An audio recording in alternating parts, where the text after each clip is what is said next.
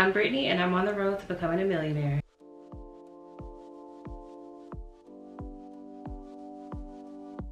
Today I'm going to give you 5 reasons why I know I am going to be a millionaire, okay? Now, they're very simple. Nothing is too crazy. And I'm just going to go over a few reasons why I truly believe that, one, this will be one of my best years yet, one of my most financially free years yet, and the most improved year of my life. Starting off strong with number 1, complete mindset shift, okay?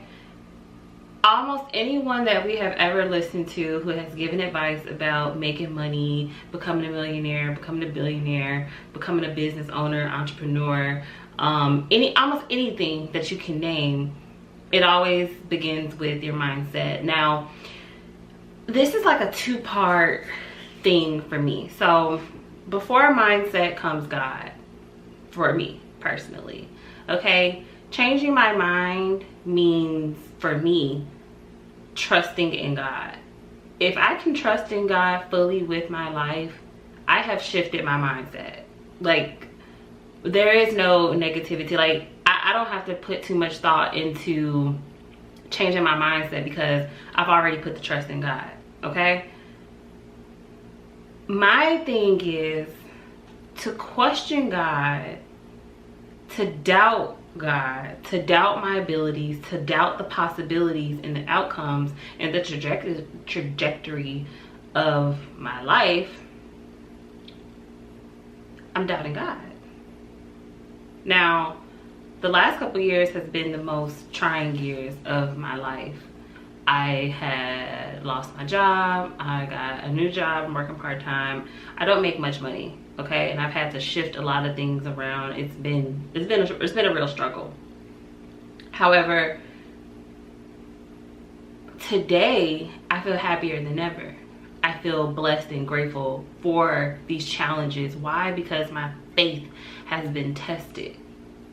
My faith has been tested so much to the point where I journal now, I write letters to God, and I just say, you know what, I trust you fully. Whatever is going to happen next, and I don't exactly know how it's going to happen. Like, for example, there was a time a few weeks ago where I didn't know how I was going to feed myself and my daughter. That's how bad it has gotten. But I didn't panic. I do sometimes, you know, like, there's a little worry that comes, but I have to check myself and understand, like, okay, well, God, you got it. God, you are in control. God, you understand what I'm going through. You know what I'm going through. You know that I am trying, and you know that these are just the things that I'm going through. So I give it to you. And every time I do that, it works out. It works out. Like, what's that reference that people be using? Like Jordan in game 6, when they were down and out of nowhere he just came back and they ended up winning. Like, that is how God moves in my life. And I feel like that's how strong your faith has to be with God in order to start seeing some shifts happening. And I know for a fact there are shifts happening in my life. Although I'm still struggling financially, I'm still struggling with a lot of different things. One thing that I feel like I'm not struggling with is my faith, because it's being built brick by brick by brick. Like, maybe it is necessary sometimes for you to go through so much, you know, unfortunate events, just so God can build you back up in his name and in his love and in his power and in his trust and in his faith. Like, I can't believe the many years I thought that I was okay because I had money and that I was good and everything was going to work out, and my relationship with God wasn't as strong. And this is the strongest my relationship with God has ever been. It has been proven. I don't have any doubt. And every time, this is how I'll end mindset and my trust with God. Every time I think that it's not possible, I just simply say, are you questioning God? Do you think that God would not make things possible? Like, do you think that God is not powerful enough to make this happen? Do you not believe that you could wake up tomorrow and be a millionaire? Like, do you think that's not possible, that God could not make that possible? It's God. God can do anything, the unimaginable, more than my mind can even understand and dream of. So for me to have doubt is actually insane, because God can do all things, and I have to trust that and I have to believe that. And when I question it, reality check. So yeah. Number 2 reason why I know I'm going to be a millionaire is I have listened to so many videos. I've read a few books. I have watched the podcast. I've looked at the videos. I've developed mentors in my mind. They give all types of great tips, advice, what to do with your first $50, what to do with $500, what to do with $1,000, how you need to be moving with your money, and how you need to make your money multiply. Only thing I have not done is apply those practices. And when I do try to apply those practices, I feel like I go about it in the wrong approach. Okay, so like, what I plan on doing is just pulling out simple, at least 3 to 5 things, at the very least 3 things to start off, so I don't overwhelm myself. Little habits, starting off with little habits that they're saying people with money do, people with millionaires do. If it's waking up at 5 in the morning, for me right now, waking up at 5 in the morning is a little difficult because I work at 1 a.m. I sometimes get off work at 1 a.m. So I can't be consistent with that. But finding something that I can be consistent with, for example, everyone says to pay yourself first. Okay, I've been giving this advice since I was like 18, since I got my first job, since I was first off in college. You even heard it in high school. The number one thing that wealthy people say is to pay yourself first. Why have I not been paying myself first? And I used to think that paying myself first meant, oh, when I get my check, I'm just gonna put, you know, a couple dollars to the side in a savings account. It's a good start, but we can do better. Transfer that money, $5, $10, $15, $20. Transfer that money into a Roth RIA. It's so hard for me to say that. Roth RIA. Transfer that money into the stock market. Like, let it grow. Like, yes, pay yourself first, but pay yourself where you can actually see it being, it growing. You know, a savings account is a great start, I do believe, but we don't just want money sitting in a savings account for a year. We want to plan for that savings account. Paying myself first now looks like transferring money automatically every time I get paid. And let me tell you, I don't get paid much. I don't get paid much.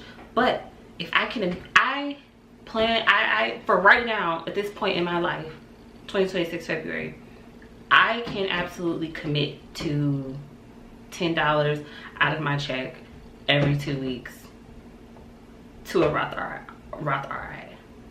Okay, that's planning for retirement. It's just planning, and eventually I'm going to open up a high yield savings as well. But I'm not gonna miss the $10 because I never seen it. But when I go into my Fidelity account and I see the $10 that have been multiplied and I've been paying myself first, I'm like, oh, I'm planning for something. I'm doing something. I'm doing something with my money. And that number will eventually grow as my finances increases. But that's what I can do right now. Simple things. Just taking the simple advice and doing it. Like, I'm tired of listening to all the videos. Now I just need to do it. I just need to do it. You just need to do it. Okay? Number 3 has become a big one in my life. It's become an emotional one. Living below my means. Okay? living below my means. If you would have met me years ago, you would have thought I grew up wealthy. You would have thought I grew up on the Upper East Side with Serena and Blair Waldorf. Because I could go to the store. One thing my best friend always told me is that she's like, you know, you go to the store and like she's able to buy multiple things. And I'm like, why when I go to the store I walk out with like one thing and I just spent like $200? She's like, you're not buying a lot of things, you just make very large purchases. And that is true, and that has changed since God has been rocking my world. Like, has been, you know, I've had to adjust some things, okay? And that means shopping at different places. That means shopping for necessities first. If it is not, I have to prioritize what is a necessity. If it's not a necessity and I don't absolutely need it in this moment, or my kid does not absolutely need it in this moment, there's no need for me to get it, because it's just money being taken out. We want money flowing in and not flowing out. So recently I have been paying $720 for my car. No, yes, that is a lot. It's not a brand new car, it's not a foreign car, it's a 2021, I think, Nissan Altima. $720. You tell me that's not a lot of money, okay? I did the math. I think it was like maybe for a year and some change. It was like $17,000. That is $17,000 that I can have in my pocket. That is $720 that I can keep every single month. Why am I wasting my time straining myself trying to rob Peter to pay Paul to pay these people $720 a month when I don't got it? That's pretty much my entire check. My checks are not much than that, okay? Depending on how many hours I work, it's not much. Now I could pick up more hours, but I am in school right now, so right now this gives me the flexibility to just work the minimum amount of hours that I can work. But that's insane. So what did I do? I saved up my money, I did my taxes, I went and got a car, paid off, reliable little decent car. I almost cried because I'm like, I want to be the high roller around, but right now we're not in high roller money. Figuring out how to save money to live a better quality life right now and a better life for the future is way more important than the latest car with the latest bells and whistles that you have right now. Gotta live below your means, and that's something that I really struggled with learning, but I'm learning it now, and I'm okay with it. I'm as happy as I've been in a long time, knowing that I don't have to look over my shoulder when I walk outside every day, heart almost stopping, because I don't know if my car is gonna be there. Getting the calls every single day, hey, you owe us some money. I don't want to deal with that. That's not my focus right now. I just need a car to get me from point A to point B, and I can take care of the rest. Now I have money to actually, you know, buy some groceries. I have money to actually get my daughter some things. So live below your means. Live below your means. And number four, quick and simple, developing a system for my life. And I mean, I want to start moving militant in my life, okay? People that are wealthy, they have a structure every single day. They have a routine every single day, and they prioritize what's most important every single day. And that's just how I want to move with my life. It's self-explanatory. I want to treat my life like a business. I don't want to treat my life like, oh, you just have all this free time. Like, no, there's something that needs to be done. Prioritizing health and rest is absolutely top priority, especially the older I get. But making sure that my life is running on a system, and I mean by the hour. So for this hour, boom, I'm cleaning the bathroom. From that hour, boom, I'm giving my daughter her lunch or a bath, or, you know, we're practicing some math or something. Every hour has to count. Millionaires make their days count. I feel like once they get to a certain comfortability, maybe they have some more leeway. But that initial like work through to become a millionaire, their life is running on a system. It has to. It has to. So guess what? My life is gonna run in the system, and that's why I'm gonna be a millionaire. And number 5, and the last but not least, holding on to my dream of becoming a millionaire. As a little girl growing up, when people asked me what I wanted to be, I would say rich. I might would say like a little housewife. A housewife, but I want to be a rich housewife, not just a housewife, a rich housewife, someone married to someone wealthy. However, whatever scenario that I gave, it was always with wealth. I've never not seen my life with wealth. Does that make sense? People say to like, oh, just do what you wanted to do as a kid, and you know, whatever your dream was. And my dream was to be wealthy. I need to start working towards my dream. School is my safety net. I feel like school is something that I want to achieve and accomplish for myself, and I am excited about it. However, it's not the end goal. It's right now. It's right now. It's what I can work on right now. It's what I can do right now. However, I have to be real with myself. I got a lot of free time. This is why I need to develop a system. I got a lot of free time. What else can I be doing? I could be filming content. I could be figuring out how I'm going to become a millionaire. However it happens, I know it's going to happen, because that's how strong my faith has become. Like, you can't tell me I'm not going to make money. You can't tell me that God is not going to move mountains. You cannot tell me that God is not going to bless me financially. He's going to bless me in other areas. Believe me, bless me in many areas. Like, we are locked. When I say we so locked in, like, and it's just growing. It's a beautiful thing. Like, we so locked in. Like, overly locked in. You cannot convince me that I am not going to be a millionaire. And that is how you have to feel about yourself too. If you want to change your life, these are some of the things that you should probably look into.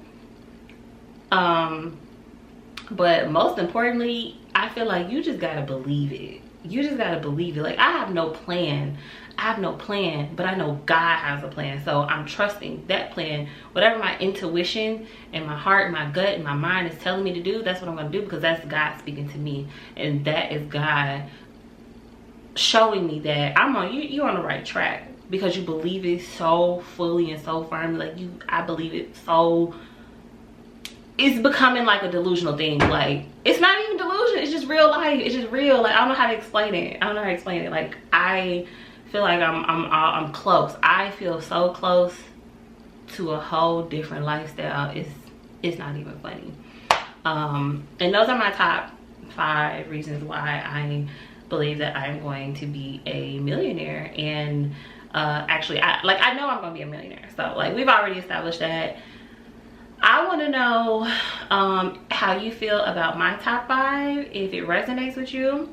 If you have a different few reasons why you feel like you're going to be a millionaire, or you are a millionaire and you want to drop some tips and some gems, I would love to hear. You can put it in the comments. I would love if you like the video, subscribe, do what you need to do, help your girl out. And we just going to keep this millionaire thing rolling, because I could be a millionaire. I'm going to be a millionaire. You're going to be a millionaire.